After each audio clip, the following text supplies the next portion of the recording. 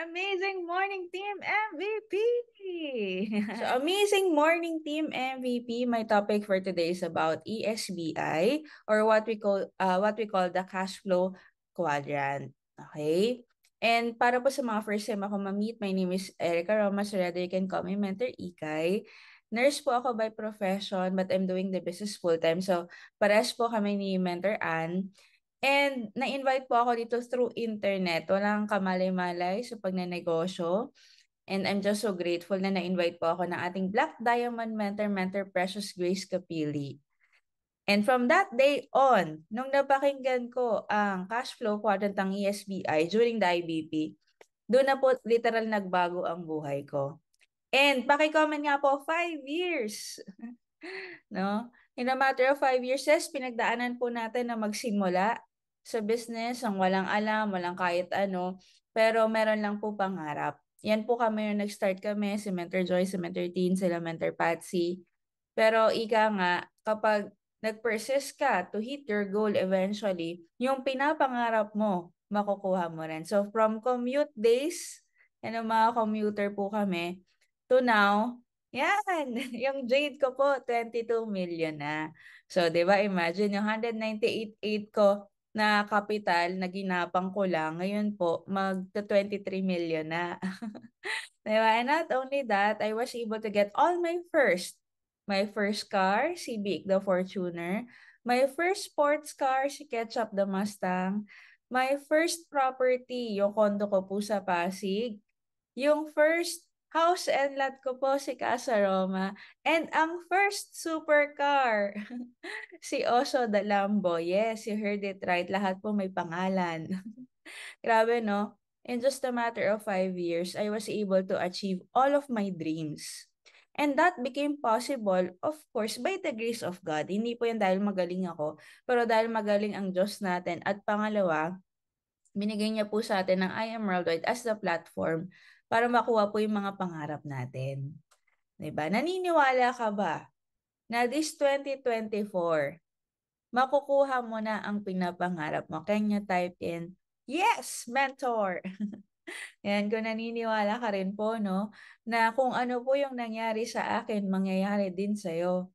'Di ba? Kasi wala pong imposible. Ito pong mga results na to, nakita ko lang din po ito sa mga top mentors. And sabi ko sa sarili ko, kung kaya nila, kaya ko rin. At sasabihin ko sa inyo, kung nakaya ko, kayang-kaya nyo rin. Yan, o, diba? So yan po ako, the summary of what I went through sa I Am Worldwide. And ito po, no, yung topic natin, financial literacy. Ano bang ibig sabihin when you say financial literacy? From the word itself, diba, literate. Kung nari, marunong kang mag-computer, ang tawag sa'yo, computer, literate. If you have financial literacy, you know how to handle money, you know how to make more money. Okay? Yan po yung isang bagay na unfortunately, hindi gaano tinuturo sa school. Kasi po kung gusto mo pong maging nurse, ang course mo ay nursing. Gusto mo maging architect, architecture. Gusto mo maging doktor, medicine. Kung gusto mo maging engineer, engineering. Eh, paano kung gusto mo maging millionaire? Meron po bang millionairing na course? Wala, 'di ba? So, ibig sabihin, we are taught to have a job, no? Kung ano yung gusto nating trabaho, pero we are not taught about financial literacy. And good news, because I will discuss this to you. Okay? Actually, it's a book called Cash Flow Quadrant by Mr. Robert Kiyosaki. Isa siyang financial guru sa States. And sabi niya dito, merong 4 na klase ng tao na kumikita ng pera. It's actually a book, pero isa-summarize ko po sa inyo. Okay? Ito po, simulan na po natin. Ito yung tinatawag na cash flow quadrant. Kaya po ang title is ESBI because there are 4 kinds of people na kumikita ng pera. Let's start with E, employee. Sino po dito yung nakapag-try na maging employee or currently employed? Can you comment E? E na lang para madali. Ako po personally, I have experience to become an employee. Okay, empleyado po ako, nurse po ako sa hospital before. And correct me if I'm wrong, na-experience po nating lahat pag ikaw po ay empleyado, meron po tayong boss, right? Meron po tayong time in, meron pong time out. Kasi boss po bahala kung ano oras tayo papasok, ano oras tayo uuwi.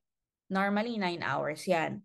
Then, fix ang income. If your salary is like 20,000 per month or 30,000 per month, kahit kumain ka ng apoy, maglakad ka sa bubog, kung yan ang income mo, fixed yan. Okay? Then, meron po tinatawag na system wherein no work, no pay. Na-experience na po ba? Alam niyo po ba, nung panahon ng pandemic, talagang mas naintindihan natin yung concept of no work, no pay. Kasi, for example po, meron akong, kung sa nails pa kung saan ako nagpupunta. So, tinanong ko sila, ate, kumusta kayo nung pandemic? Alam mo, sabi nila, ito ma'am, of course, sarado ang mall. No work, no pay kami, literal.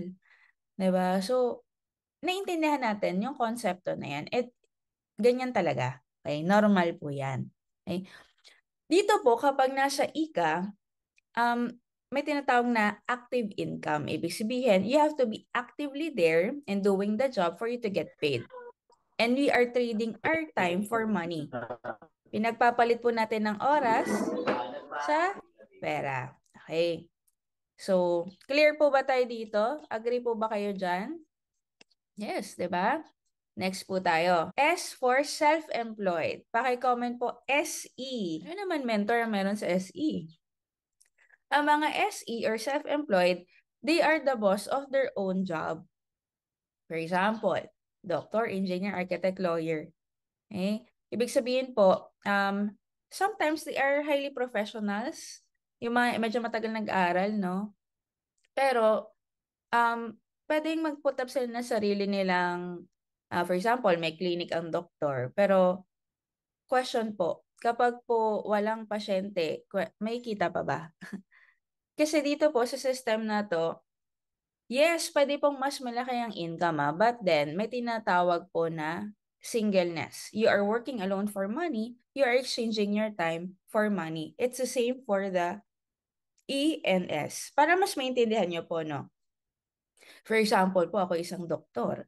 Na nakita ko po si mentor Ronald. Yan. For example po kami ay magkasama sa hospital. Medyo sumakit ang ulo ko. Sabi ko, Sir Ronald, okay lang ba ikaw muna ang maghati ng tiyan ng pasyente? Kasi nalagyan ko naman na yun ng demarcation line. Susundan mo lang yun and kunin mo yung puputok na appendix. Pwede ba yun, guys? Surgeon ako, let's say nurse siya. Is it possible na ipasa ko ang trabaho ko sa ibang tao? Yes or no? Kahit yari.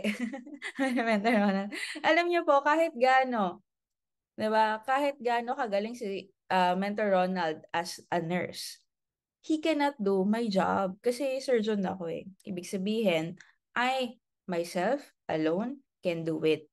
So kapag hindi ako present, wala rin, wala rin magpa-perform ng job. Ibig sabihin, no income din. So I hope you understand the concept of singleness. It's not because you are single, wala kang jowa, but because you are working alone for money, you are exchanging your time for money. Kahit po gano'n nating galingan, 'di ba? Wala tayong kita sa galing ng katrabaho natin. Kasi nga po, linear 'yon. Lahat 'yon papasok doon sa may-ari ng kumpanya. Pero with us, no, kung ano yung effort natin, yun yung kikitain natin. Okay? Wala pong masama dyan na, pero I hope lang that you will understand the difference. Ngayon po, pag nandito ka daw sa E at saka sa S, ang quadrant na yan ay tinatawag na poor side. Grabe naman, bakit poor? Pero hindi po ibig sabihin na poor na mahirap ha. Ibig sabihin, poor chances of achieving this. 3 things. Number 1, time freedom. Number 2, financial freedom. Number 3, dreams. Okay. Time and financial freedom ng sabay. Bakit po? Kasi, ganito yan. Mayroon na magsasabi, ay, marami naman pera yung mga nasa SE, which is true, pwede naman talaga. Pero, walang time. For example, doctor, ako po nakapag-work ako sa hospital. 24/7 halos eh. On call. Kunwari, pauwi ka na, ay balik ka, may pasyente or may kailangan gawin ganito, ganyan. 'Di ba? So, pwedeng may financial freedom pero walang time. Ito po, no, merong apat na klase ng tao. Ilan po? Apat. Una, hulaan niyo po kung sino to. Ito po yung mga tao na may pera pero walang time.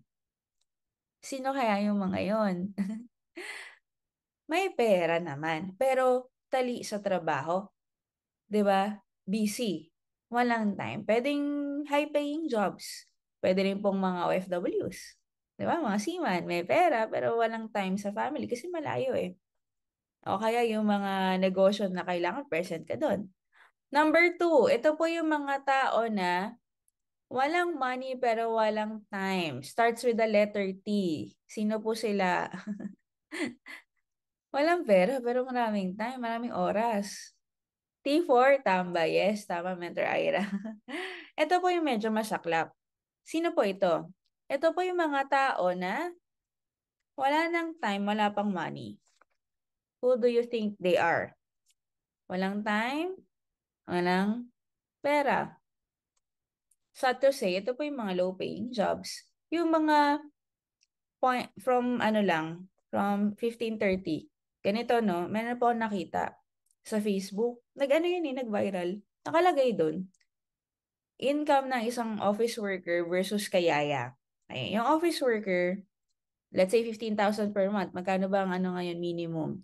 Minus lahat ng expenses, tubig, kuryente, pamasahe, tapos grocery, etc.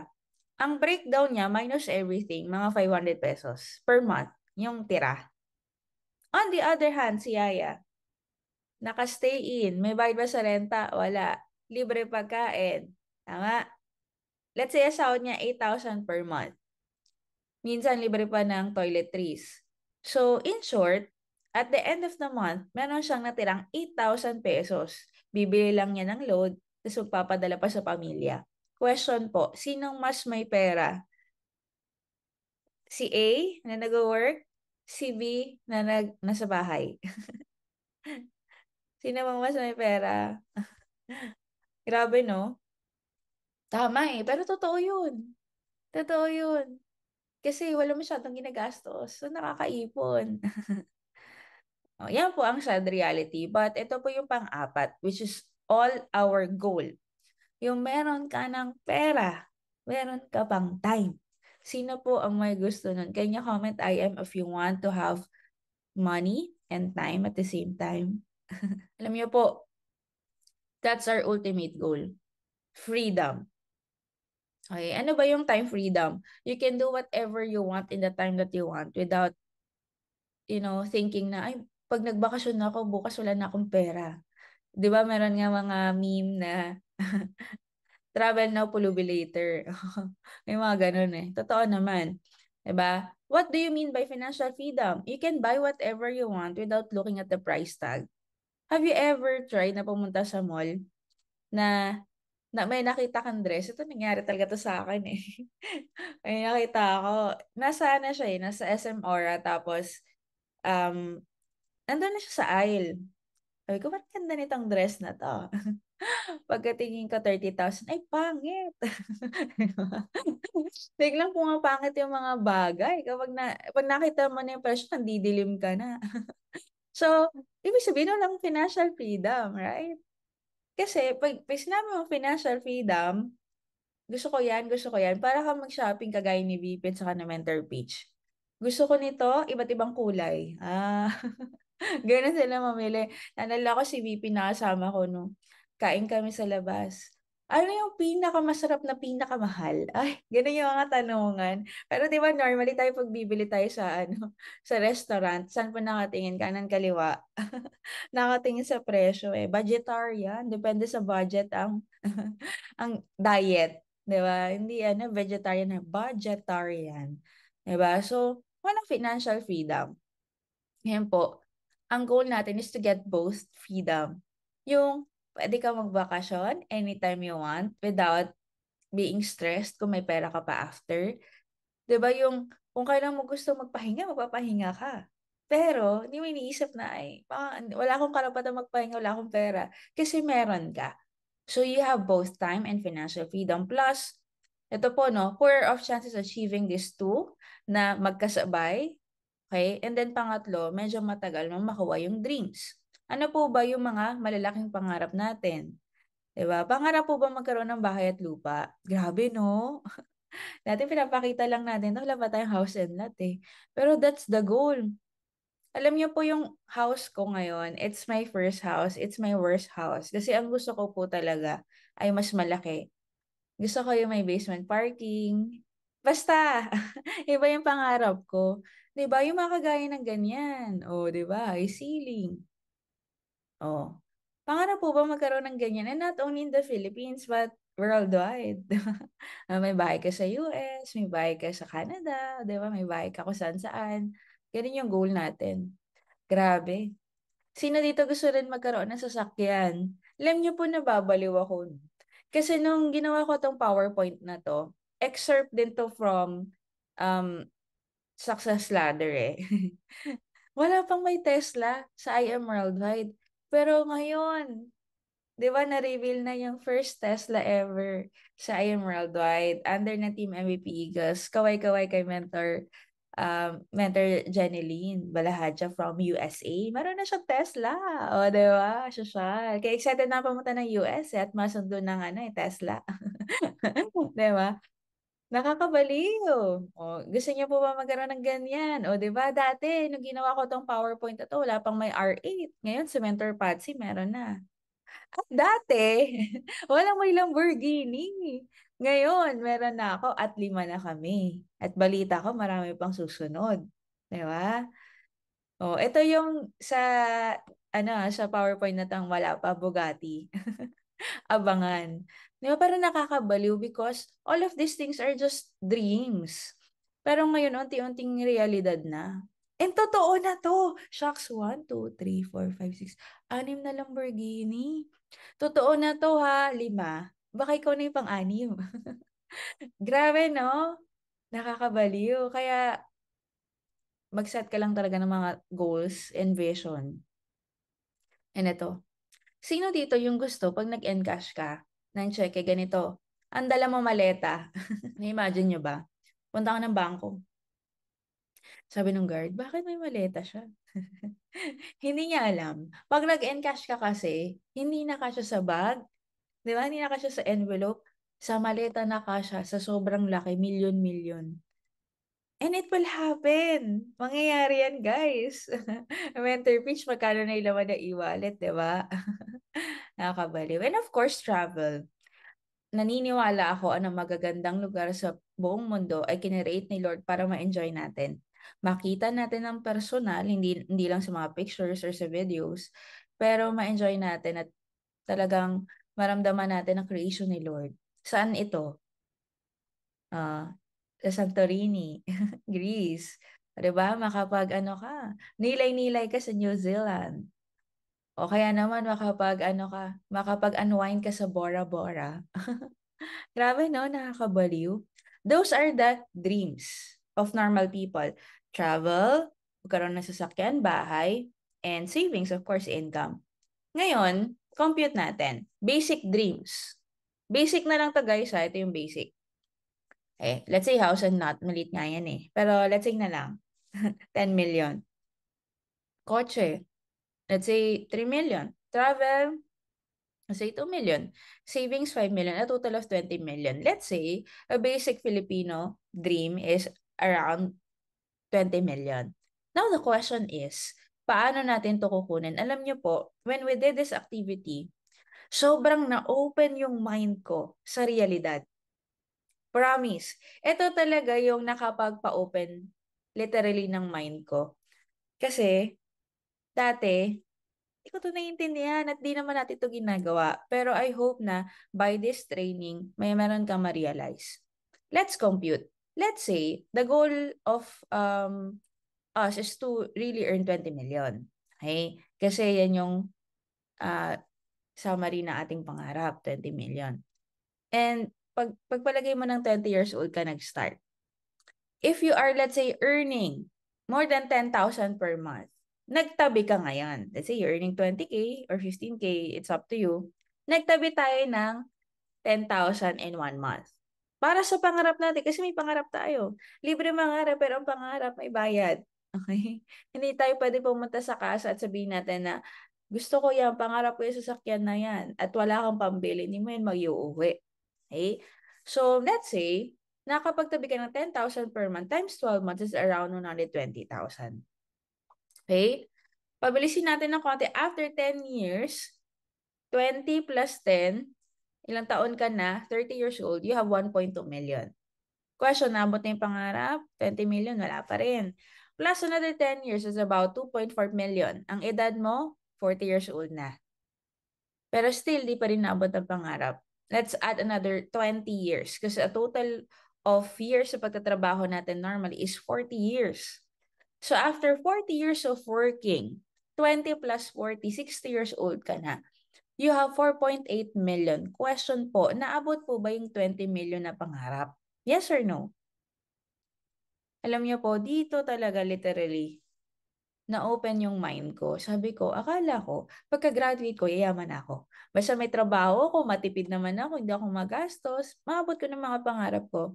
But in reality, it's a no. Kahit pagbalik-baliktarin mo yan, math will stay the same. Ganyan pa rin po ang lalabas, 4.8 million pa rin. Ang tanong, may kilala ka ba na nakakapag-save 10,000 per month, walang paltos? Simula nung unang panahon na nag-start siya mag-work.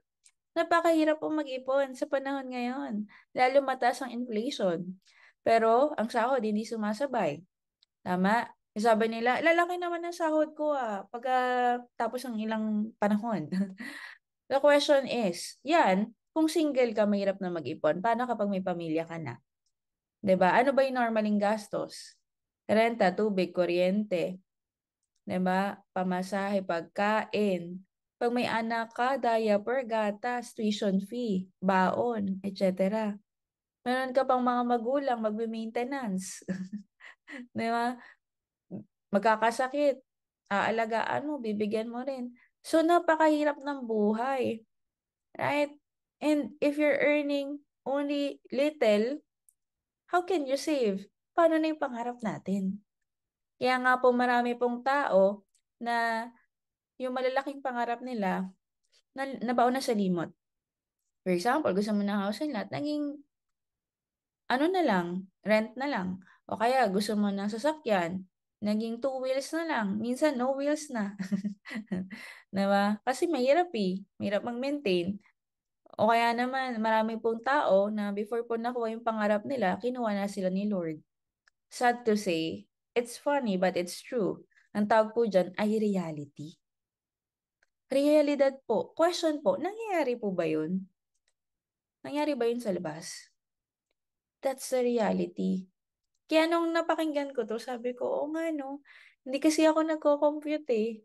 Hindi ko alam kung magkano yung worth ng pangarap ko at hindi ko alam kung kakayanin ko bang ma-achieve yun in my lifetime. And alam niyo po, paki-comment good news. Good news kasi may pag-asa pa. Nakakalungkot kasi maintindihan yung ano eh, yung reality eh. Pero ang good news, may pag-asa. Okay? Okay lang po if you're starting from E or sa S, but your goal is to jump to the other side. What's the other side? It's called the rich quadrant. Okay? The rich quadrant, ang tawag dito passive income. Ibig sabihin, even if wala ka ng masyadong effort, pwede ka pa rin kumita. Residual income. Not dependent on your presence. Kasi kanina, you need to be present to perform the job and get paid. Active income ang tawag doon. You need to be actively there to be paid. And on the other hand, dito po sa kabila, not dependent on your presence. So there's a system that you can work for, then eventually will give you passive income later on. Okay. Now, ano po ba yung rich quadrant? Ito po ay composed of number 1, business. Paki-comment po, business. Yan. Ano ba yung meron sa business? Na wala po doon sa dalawa. May tinatawag pa na law of leverage. From the root word, lever. Hindi to atay, okay? Lever yon. Ang leverage po, para mas maalala ninyo, nung high school, present ka ba nito? Pag sinabi mong lever, ano ba ibig sabihin nun? Samples of lever. May naalala po kayo. Kasi ako talaga, vividly, I remember, na topic yan no high school, sa science. Lever is anything that makes life easier. For example, sa simple machines muna tayo Pulley. Okay. Merong balon. Kukuha ka ng water. So instead of going there, tatalon ka, sasalo ka, tsaka kaakyat, meron po tinatawag na pulley system wherein yung bucket, yung bilog, yung bucket, um, ibababa mo na lang siya through the pulley to get water and then sasalo, aakyat mo. So napadali ang buhay mo. Okay? Napadali ang ang trabaho mo. Secondly, nalala ko is inclined plane. Alam niyo po yung inclined plane? Instead of, let's say, meron kang mga products, ibababa from a truck, papunta sa, let's say, sa grocery, ganyan. Instead of, bumaba ka, di ba, tapos, bit-bitin mo, pwede mong padaan sa inclined plane, so slide na lang siya pababa. Ang tawag doon ay simple machines that performs leverage. In practical terms, for example, pupunta ka ng grocery, mamimili ka ng marami, saan mo ilalagay? Sa push cart. Ang tawag doon, lever again. Uuwi ka ng bahay. Maglalakad ka o magkokotse ka. Pag nagkotse ka, lever din yan. Napadali yung buhay mo. Then another one is, akit ka ng elevator. 17th floor. Instead of maghagdan ka or mag-escalator ka, nag-elevator ka. Shortcut, mas mapabilis. Okay? So, yun po ang ibig sabihin ng leverage. It makes life easier. Okay? Sa business po, ang term niya, ang layman's term niya is duplication. Ibig sabihin, napaparami mo ang sarili mo through other people's time and effort. Duplicate. Pwede kang dumami. For example, yung C family, meron silang chain of businesses. Like, anong mga business nila? SM, SMDC, Yumo Arena, sa kanila din BDO, China Bank, etc. Marami silang negosyo. But have you ever seen them na, let's say, sa mall, ma'am, check ko lang po yung bag mo. Bag mo. Diba? Wala namang ganun. Hindi mo sila nakikita. They cannot be, pwede silang hindi present. Okay? They may not be present sa trabaho or sa business, but still, ang income, akyat lahat sa kanila. The same goes for all the businesses, like McDonald's. Diba bawat kanto may McDo? Duplication, na-duplicate dumami. 1984 pa pong patay si Ray Kroc, yung founder ng McDonald's. Pero until now, every kagat natin ng burger, every bili natin, may kita siya. It's because leverage nag-work sa kanya. Okay. Naiintindihan niyo po ba ibig sabihin ng leverage? Para ma-compare natin, no? Dito po, sa ENS, may tinatawag na singleness. You are working alone for money, remember? You're exchanging your time for money. Dito po, sa business, pwede ka pong dumami. That's the big difference. Kanina, singleness. Dito, duplication. Para mas maintindihan pa natin, for example, nandito po si Mentor Magdalena. Sabi niya, nag-ano kami, meron kaming competition. Ako yung mag-isang chef. Si Mentor Magdalena, meron siyang 10 na chef na kasama. Ang goal namin, 100 plates yung matapos namin. Okay? Question po, sino mas maunang matatapos? Ako na mag-isang chef sa 100 na plato? O si Mentor Magdalena na merong 10 na kasama? Sino po? Ako o siya? Siya, right? Bakit? Kasi mas marami sila. So, mas mabilis matatapos ang trabaho. That's the very reason why maraming umaasenso pag nasa negosyo. Mas mabilis umasenso rather. Okay? Naintindihan nyo na po ba yung konsepto? Bakit nakakayaman mag-business? Now, ito po, no? Thank you kay Mentor Michael Maglinaw. Siya yung nag-share nito sa akin.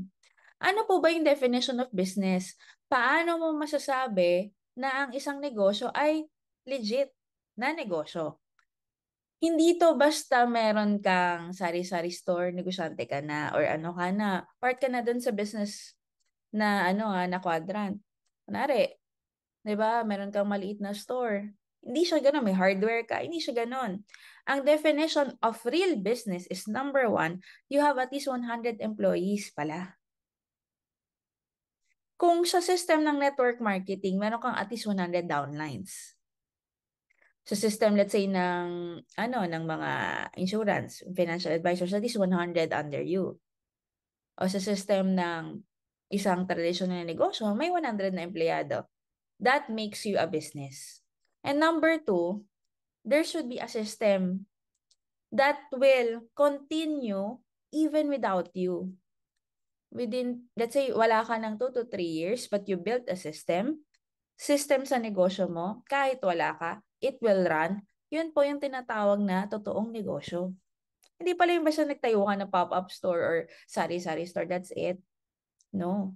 Self-employed pa rin po ang tawag doon. Nasa SE pa rin yon. Kasi mag-isa pa rin eh. Or dalawa, or tatlo, apat, limang employees. It's not yet considered as real business. So it should be 100. So tayo na sa network marketing, dapat pala ang goal natin, more than 100 leaders. For us to be considered as talagang real business. Di ba? At least may target tayo. Then, it should be in a system. Wherein na madali. Actually, maganda sa IM Worldwide because we have the system already. Kailangan na lang natin magpadami. Okay? Next, if you have more money, kumita ka, you can invest na eventually sa which is investment or investor. Let's say you have 50 million in the bank, times 1% per annum, that's around 500,000 in a year, right? Pwede na kasi wala kang ginagawa. Ang tawag po sa mga tao na nandyan ay, paki-comment po, LOI. Ano ibig sabihin ng LOI? Living on interest. Living on interest ka na. Kumikita ka na dahil sa pera mo. Money literally works for you. Money works for you. Bakit? Kasi yung pera mo, nag-incur na ng interest. Yung mga investments mo, nag-incur na ng mga profit. So, mas madali. Now, if kumita ka, you can also reinvest ulit sa business mo. Then, that's the reason why ang mga mayayaman, lalong yung mayaman, it's because nag-gets nila kung saang quadrant sila dapat sa B at sa I. Okay? Are you learning, mga mentors? Patapos na tayo na, pero yan po ang tinatawag na E, S, B at I. Okay, ngayon, if you are currently employed or self-employed, it's okay. I want you to know that it's okay. Pero I want you also to know, and I'm saying please to you. It's okay na nandyan ka ngayon, pero your ultimate goal is to have freedom. Your goal is to move to the other side. Doon sa rich side. Doon sa rich quadrant. Okay? Okay lang magsimula tayo sa ENS because tayo mga Pilipino pinalaki. Anak, mag-aral ka na maigi. Pag-graduate mo, hanap ka ng magandang trabaho. Pag mga Chinese, anak, aral igi. Graduate, tayo negosyo. Hire Pilipino, sipag. Kaya pag pumunta ka sa Green Hills, no, ang may-ari ng store, Chinese. Ang nagtitinda, Pilipino. Bakit? Kasi mga Chinese, liit mata, laki kita. Ang Pilipino, laki mata, liit kita. Why? Because there's a big difference between the mindset. Kasi nga, hindi tayo na mindset na ganun. Okay lang yan kasi better late than never. At least intindihan na natin yung konsepto na to. Okay? So, if you're currently employed or self-employed, it's okay. Pero meron kang target until when? Hanggang kailan? Okay? Eventually, your goal is to move to the other side, maging negosyante. Ngayon po, ano po yung pinakamaganda? E, S, B, or I? Sige po. Gusto ko lang malaman kung may naintindihan kayo sa aking diniscuss. E, S, B, or I? B and I. Salamat po. B. Thank you po sa mga nagpa-participate. I appreciate you all. Now, yes, maraming salamat at walang sumagot ng E at S. Now, Maganda ang B at I. Actually, maganda yung I kasi wala kang gagawin. Kikita ka. But if you don't have much capital or you don't have much money, you have to start with B sa business. Ang good news! Merong dalawang klase ng negosyo. May tinatawag po na traditional business. Ito yung meron kang physical store. 'Di ba? Nakikita mo, it's a tangible business. And then, on the other hand, is non-traditional business. Wherein, kabaliktaran, wala siyang physical store. Ganito. Traditional business, for example, water refilling station, laundry shop, computer shop, restaurant, coffee shop, etc. You need to have big capital. Totoo to malaking kapital. Normally, 500,000 pataas to millions. Magrenta pa lang, mag-renovate pa lang ng place, million na yun eh. Okay? Now, you need to pay for the rent. Electricity, water, labor, miscellaneous. Ang tawag po doon ay operational expenses or OPEX. Kapag po mataas ang OPEX, mababang income, what do you think will happen to the business? Eventually, it will shut down, it will close, mababangkrut. That's the very reason why a lot of businesses nung panahon ng pandemic ay nag-close dahil hindi kinaya ang mataas na OPEX pero maliit ang income. That's the truth. Hindi porket na negosyo ka ay kikita ka na ng malaki. Kailangan madiskarte ka. Okay? Now, meron po tinatawag na non-traditional business wherein hindi ganun kalaki ang kailangan mong kapital. Hindi ka abot ng 200,000. Wala kang babayarang renta, electricity, water, labor, miscellaneous. In short, walang OPEX. Question, pag wala po bang OPEX, wala rin pong lugi? Yes. Kasi, gawin mo, may kita ka, wag mo gawin, wala kang kita, pero wala ka rin babayaran. Kasi nga, wala kang OPEX. In short, walang masyadong risk. Well, in fact, no risk, walang lugi. And, 'di ba, ESBI, maganda mag-start sa B. So, sa B, may traditional and non-traditional. Ang good news, paki-comment po good news. Nasa business ka na, pero non-traditional. So, ibig sabihin, you're in the best of the best.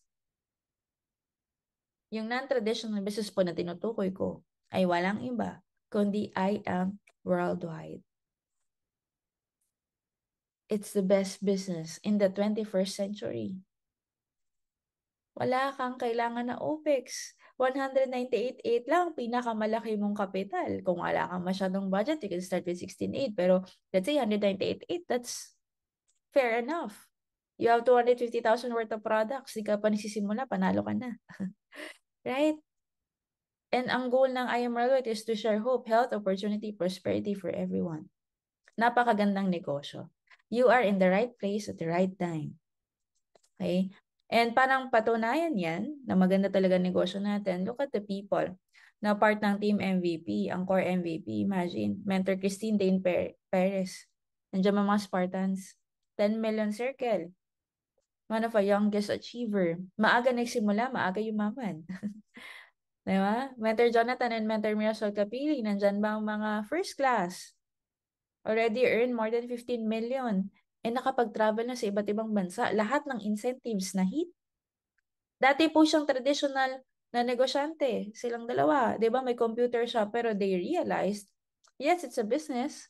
Pero iba ang non-traditional business. Wala kang lugi.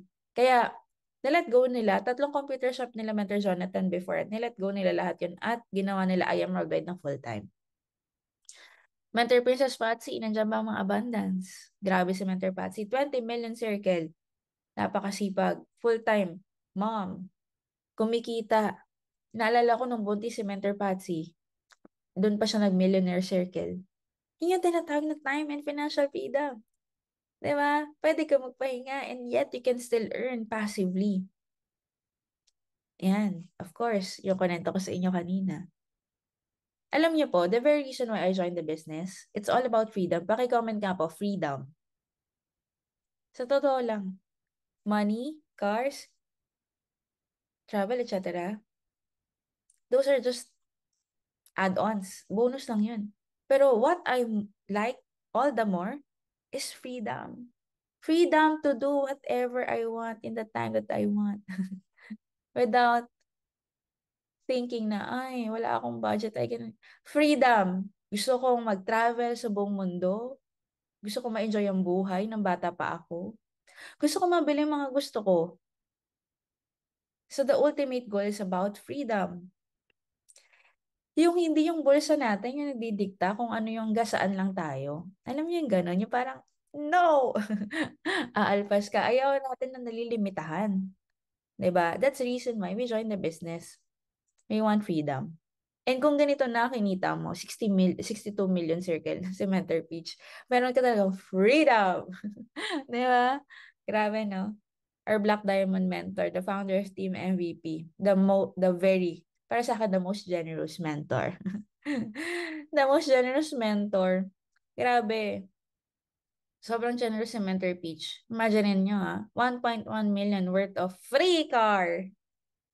Nakapangalan dun sa winner natin kay Mentor Esmeralda. Imagine mo, pinamigay niya. Walang kaabog-abog after the event. You know, the purpose of prosperity is generosity. That's the reason why we want to have freedom so that we can be blessed and become a blessing to other people as well. And as I end, mga mentors, I want us to end with this video. Okay, wait lang May natutunan po ba kayo? Can you comment? I am learning kung kayo po ay may natutunan.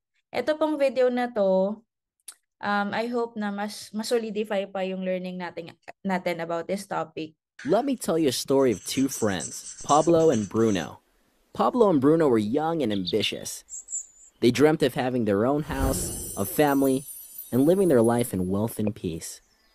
So they got jobs, carrying buckets of water from the river to the village fountain. They were ecstatic. The job paid well, and now they had a way of making their dreams come true.